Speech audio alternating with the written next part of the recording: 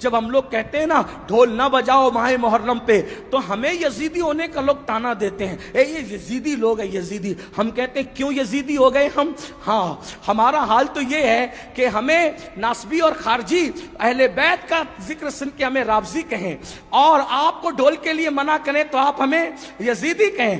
بہت اچھی بات ہے، آپ کے اپنے معاملات ہیں، مگر یاد رکھنا اللہ کی عدالت میں تمہیں بھی منہ دکھانا ہے اور ہمیں بھی کھڑے ہونا ہے۔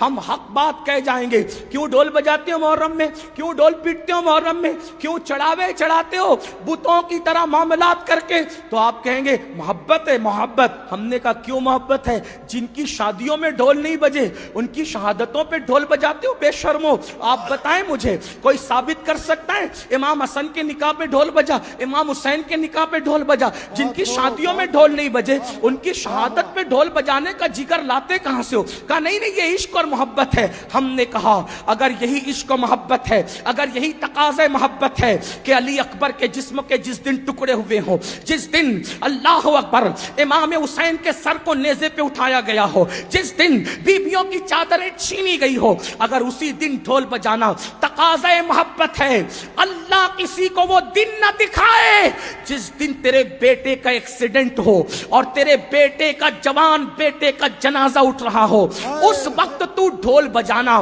پھر سمجھیں گے کہ تقاضۂ محبت کسے کہتے ہیں۔ تیرے جوان بیٹے کے لاشے پر تجھے ڈھول بجانے کی ہمت نہیں ہوتی اور ہم شبیہ پیغمبر کے جگر کے ٹکڑے کیے گئے، اس دن تم ڈھول بجا کر محبت کی علامت قرار دیتے ہو؟ شرم نہیں آتی؟ ذرا سوچو تو صحیح۔ سنیو، بدعقیدگی کے راستے ہم نے استوار کرنے کی کوشش کی ہے۔ امام احمد رضا کی شان یہ ہے، انہوں نے اہل سنت کو بھی اصلاحی نظریہ پیش فرمایا اور بدعقیدوں کو بھی لگام عطا کی۔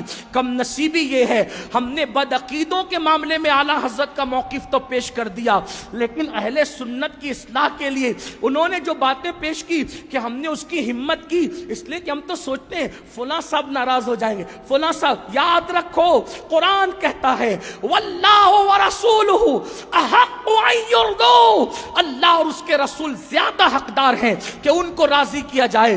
لوگ رزاق نہیں ہیں، رزاق اللہ ہے۔ اس لیے سنیوں، میری قوم کے جوانوں، امام نے جو پیغام دیا ہے اس دونوں کو سینے سے